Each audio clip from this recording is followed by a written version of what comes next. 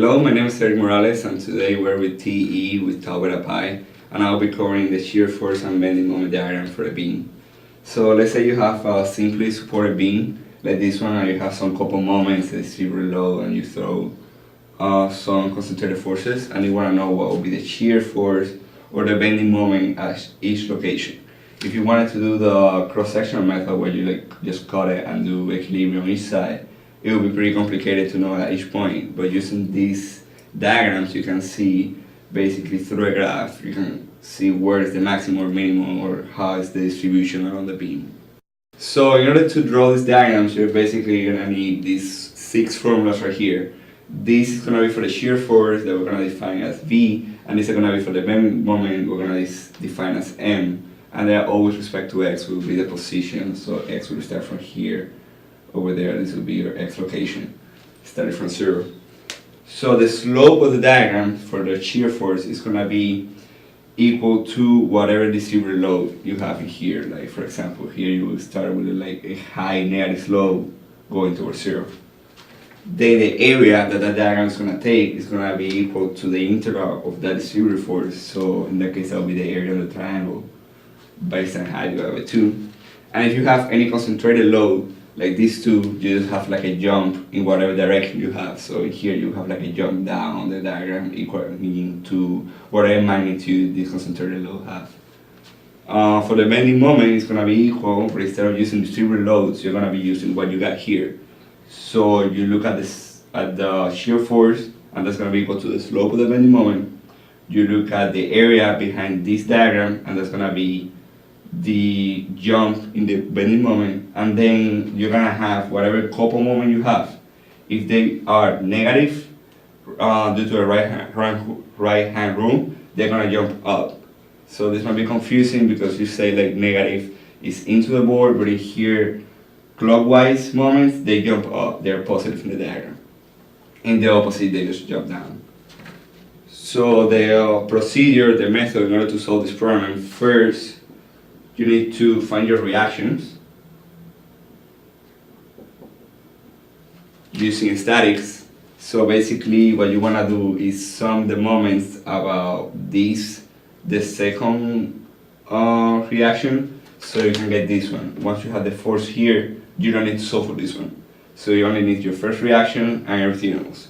When you have that force, you just go ahead and use this equation to draw the shear force, and then you use this equation to draw the bending moment diagram.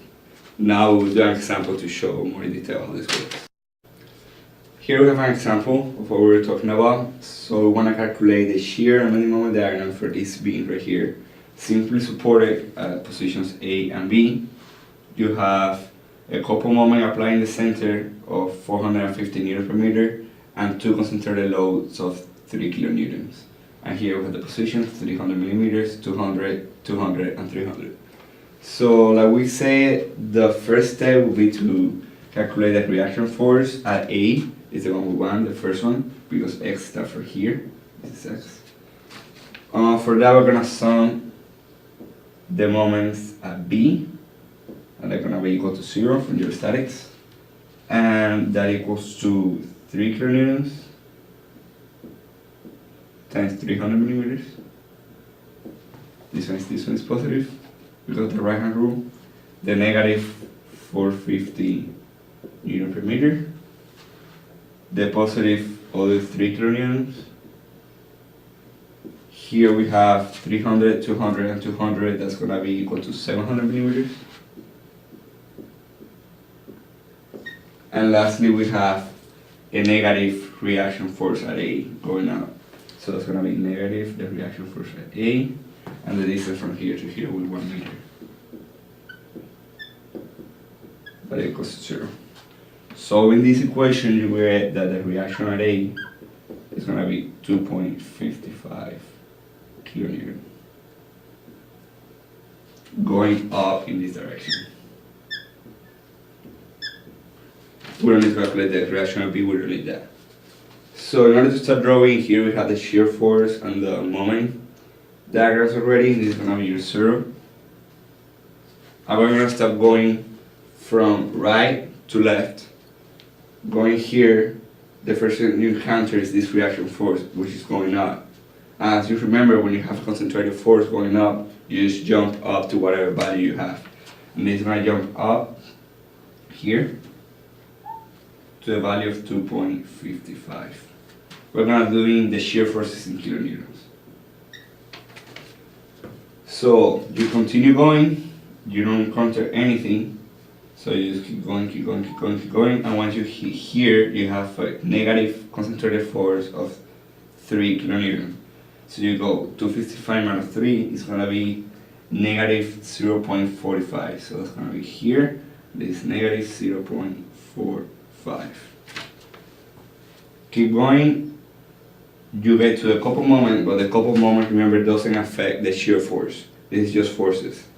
So you pass that point, you get to another 3 kilonewtons, it's going down. So you go down 3 more kilonewtons and you get to negative 3.45. And then you finish, you don't have anything. And here you have the other reaction at B. What this tells you is that a reaction at B will be 3.45 kilonewtons. Because you need to come back to 0. So you need a going up reaction at B of 3.45. This is gonna be our shear force diagram that says what's gonna be the shear force at every point on the beam with the loads we apply to it. Now, going to the bending moment diagram, we start from here, we don't have anything. The first thing we encounter is this block, which we look at it as a concentrated, as a distributed load. So if you remember, what we need to do is find the interval from here to here, so from 0 to 300 millimeters of 2.55 dx. This is basically the area of this square, so when you calculate the area, you get that it is 765 Newton per meter. That's going to be the unit for the bending moment. So you get 765. Actually, you get it here. 765 Newton per meter.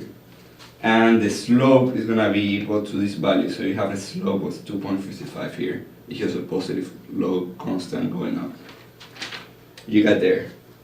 Now, from here to here, you have a negative slope, way slower. It's going to be negative 0.45.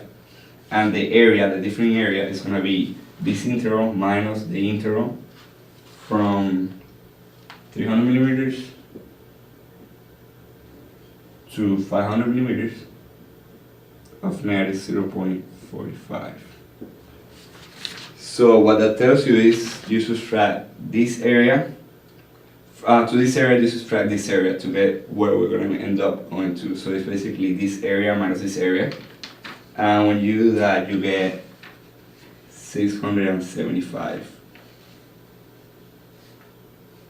with a constant negative slope that, if you can see, is like way slower than this one. Now we've considered this couple moment, which is going clockwise. So you might say that it's negative, but remember we said that clockwise moments jump up on the diagram. So you basically have an increase of 450. So you get way up here to a value of 1,125. So to this you add the 450 due to the couple moment.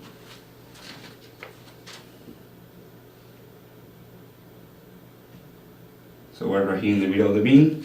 Now we have the exact same negative 0.45, so it's a negative slope, exactly like this one, and the area difference is the same thing, use add, in this case from 500 to 700, negative 0.45.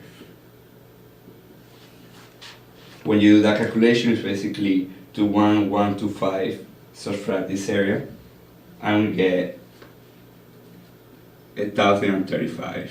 So you got a negative slope here, right here, like this. So lastly, we have a bigger negative slope, so here it's going to be more steep. And what you do is just to this number, you subtract again that area. In this case, it will be negative 3.45 from 700